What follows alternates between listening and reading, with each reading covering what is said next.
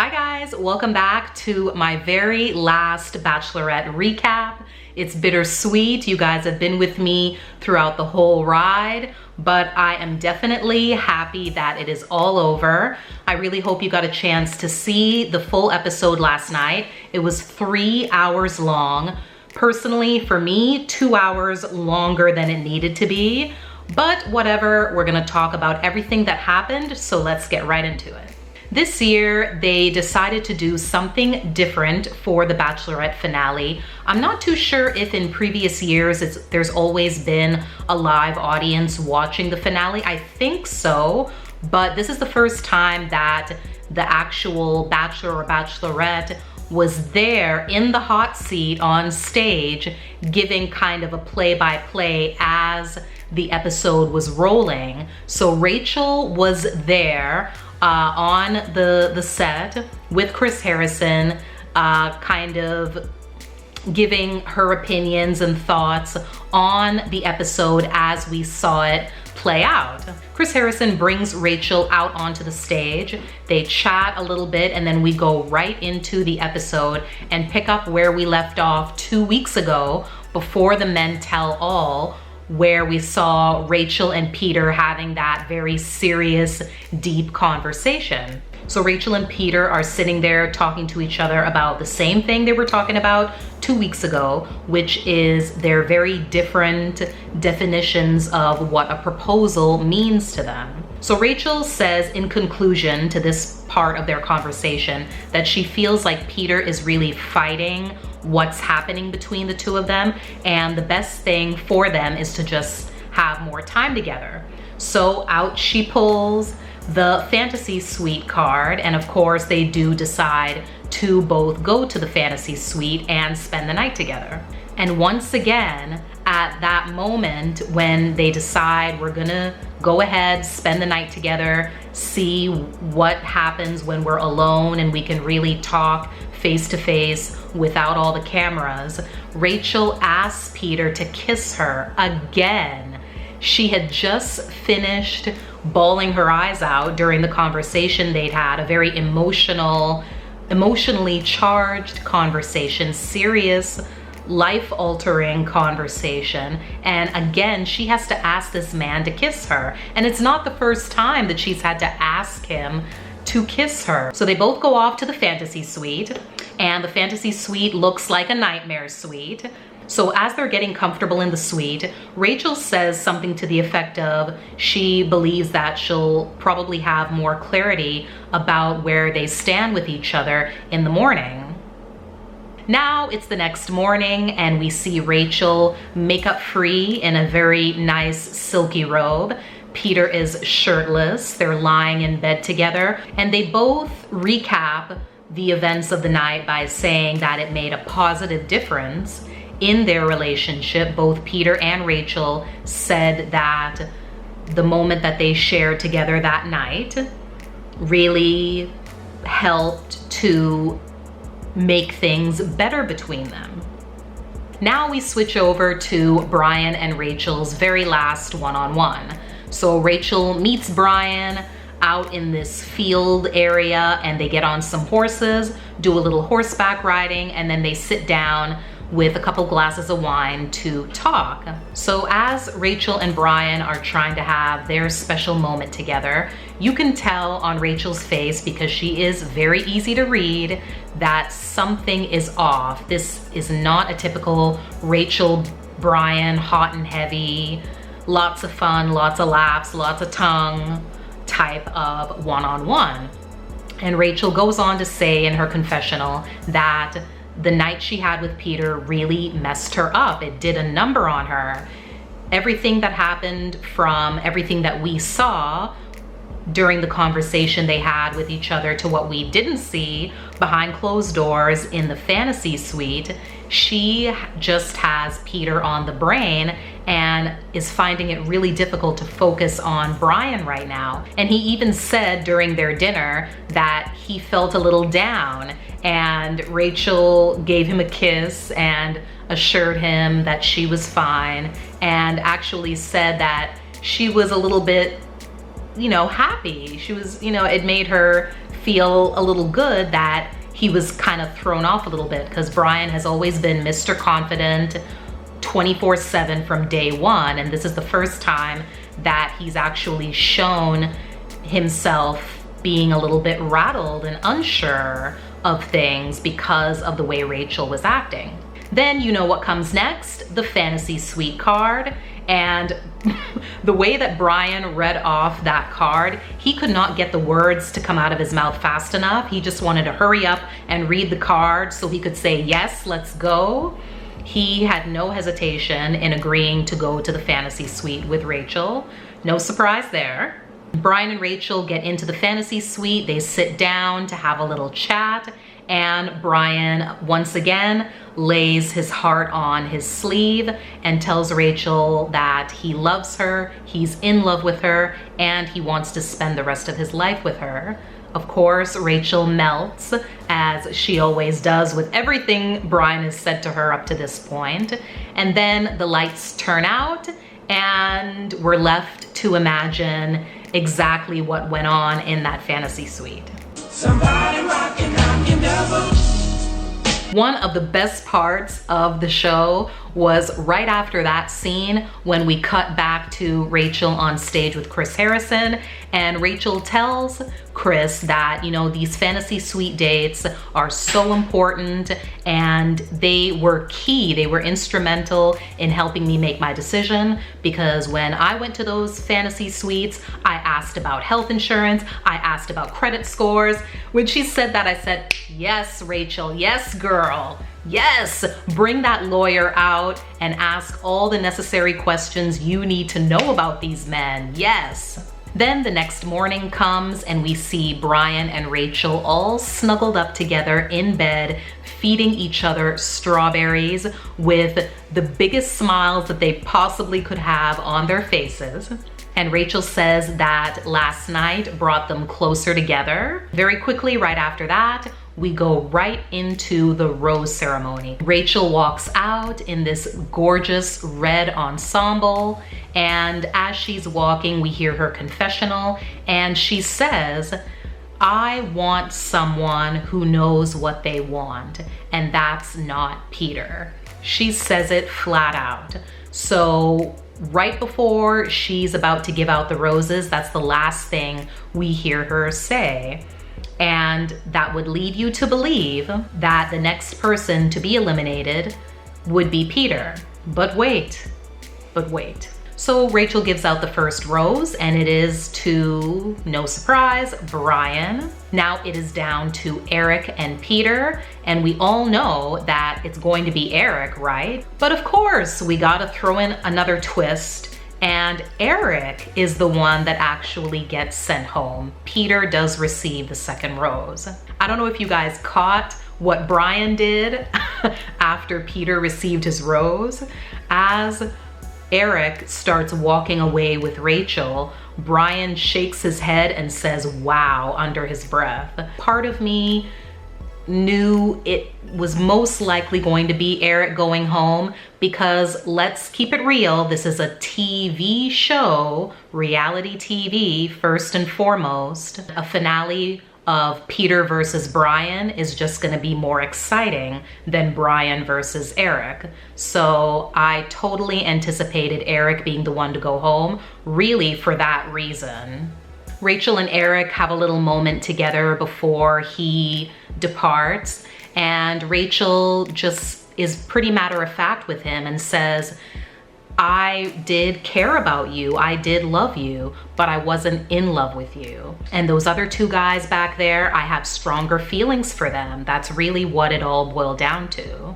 And Eric took it like a boss, like a man, like a gentleman, and he told Rachel in a very, very sweet way that he will always love her, and he thanked her for embracing him, accepting him as he is, giving him this opportunity to fall in love and have the experience that they had together.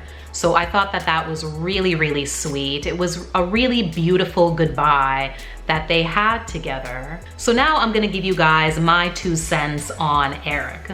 So Eric, I feel from day one, was never really in the running to win Rachel's heart, even though I do believe that they both had feelings for one another.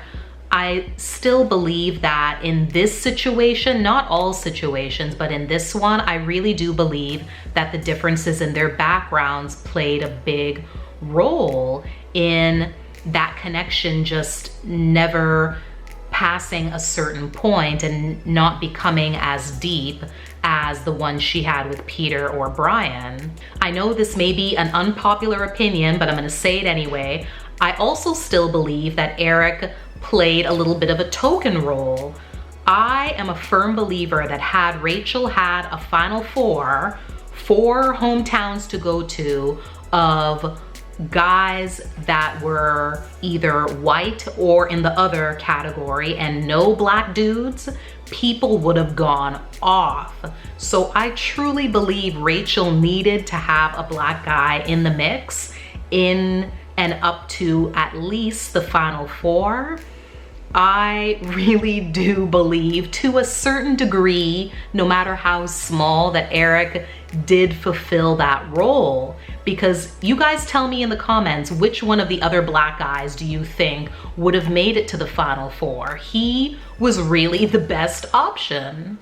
Then we go back to the live studio audience and Chris Harrison asks Rachel some more questions about the rose ceremony. And one of them, which was very interesting, was that Chris asked Rachel if she did in fact look right at Peter when she said during the rose ceremony that she's not looking to date, she's not interested in walking away out of this experience with a boyfriend, she's looking for a husband.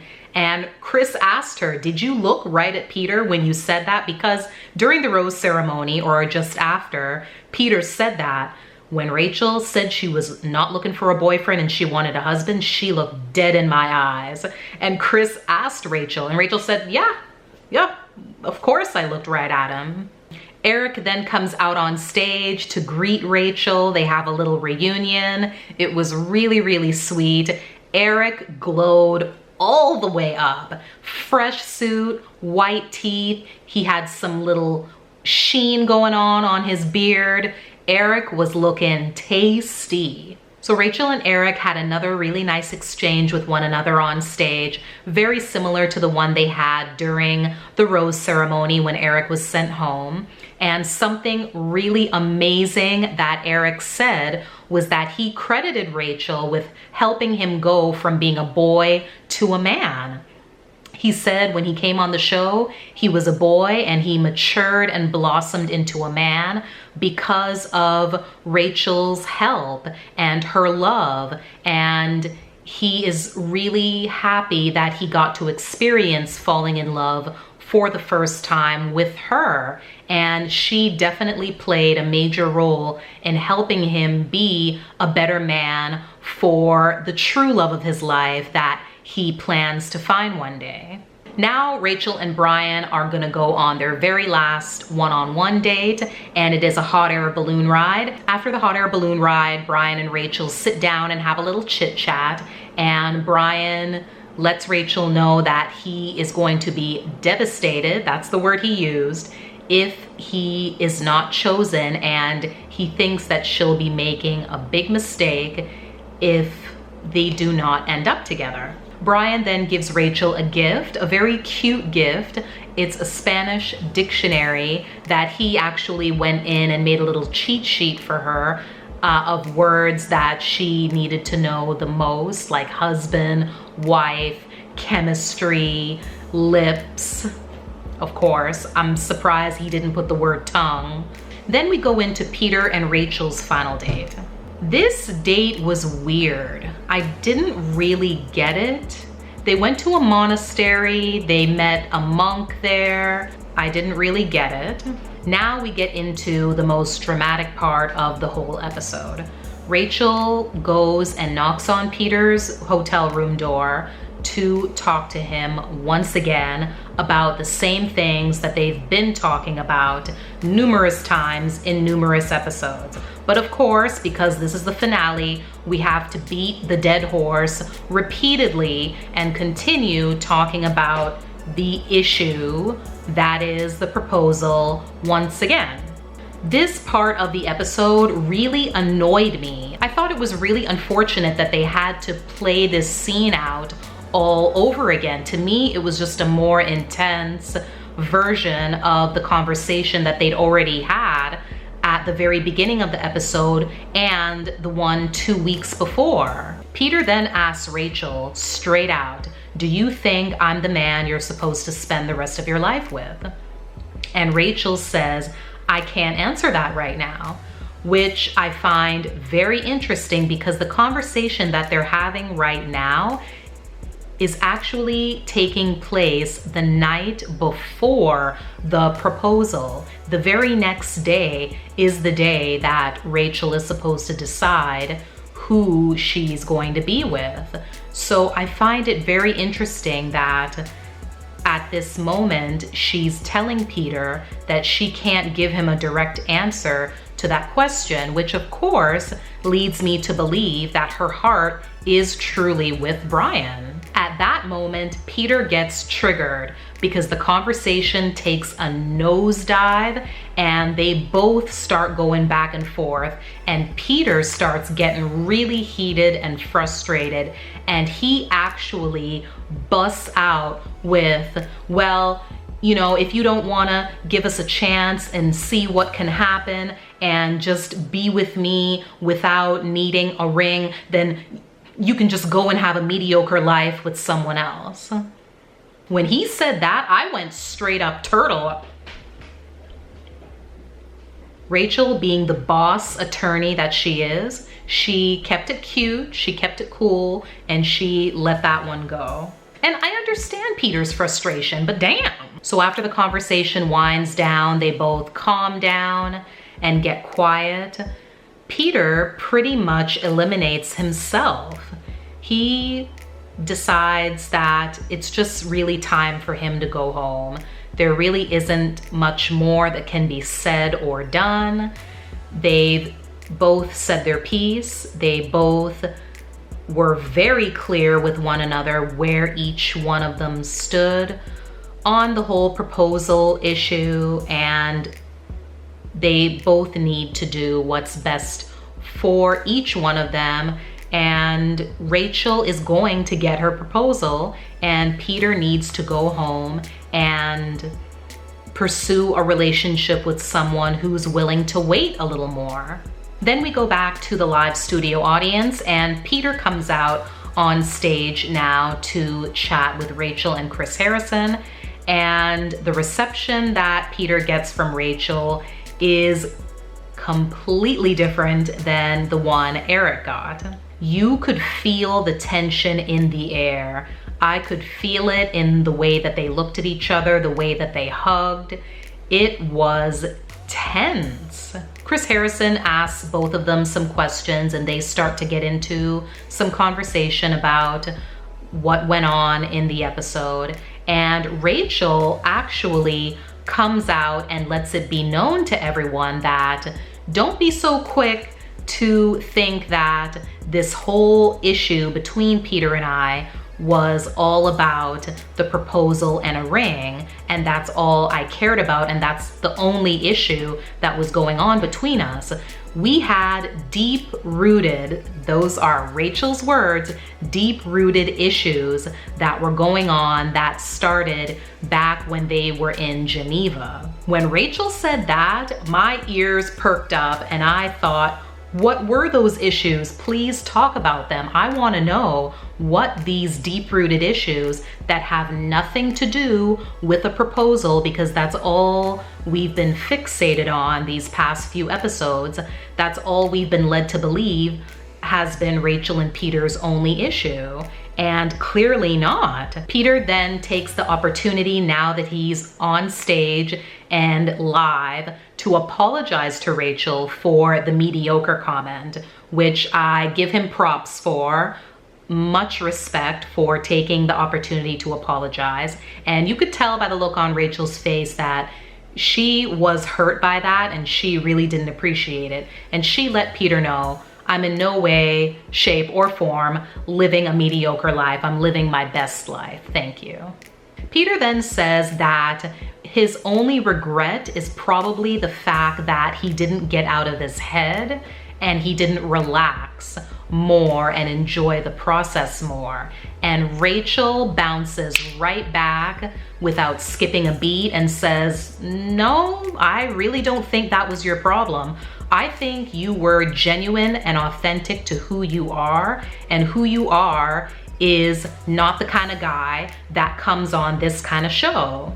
And she pretty much lets Peter know in so many words that he should have kept his behind at home and not come on the show at all to begin with. Now, I want to interject a little bit and give my 2 cents on this whole issue. I know there's so many people all over the internets talking about why did Peter come on this show? If he's a slow-moving guy, which there's nothing wrong with that, I personally would never hold any grudge against any man or woman that would be uncomfortable with proposing, getting engaged after knowing someone for only 2 months. That is perfectly normal and fine that you're not okay with that. If that is who you are, I understand people thinking that this type of show, this experience isn't for you. But if one would like to be the next bachelor or bachelorette, that's what is required. And I think people are forgetting that. Rachel would never have been the Bachelorette had she not been on a previous season of The Bachelor. For years now, it's been long established that the very next Bachelor or Bachelorette that gets chosen is someone from a previous season. So really, you have to be on the show prior to getting that leading role. You're not just gonna pop out of nowhere as a nobody that the public isn't familiar with and become the Bachelor or Bachelorette. You have to go on the show first as one of the 30 girls or guys, get America to fall in love with you, and then get chosen to be the next Bachelor or Bachelorette. So Peter says that he was so heartbroken that for 2 days straight he had to walk past Rachel's eyelashes that she cried off and were left on the floor because no one came to clean them up and he wasn't about to touch them. So he had to relive the experience of that conversation over and over again every time he stepped over her eyelashes, which belonged on the floor because they were terrible. And Peter even said, he admitted right after the breakup, he asked her if he could reach out to her and I guess keep in touch, and Rachel said no. Then Chris Harrison asked probably the most important question of the night to Peter and asked him, do you still love Rachel? Peter's answer is, I still have feelings for her. Feelings, that's the word he used. Chris Harrison asked, do you still love her? And Peter says, I still have feelings for her. So now at this point, we know 3 minus 2 equals 1, and most likely we're about to see Brian get down on one knee and propose to Rachel. So of course we see Brian meeting with Mr. Neil Lane. He picks out a beautiful pear-shaped diamond ring and off he goes in the car to meet Rachel. I just want to know who was in charge of picking out this venue for Rachel to receive her proposal.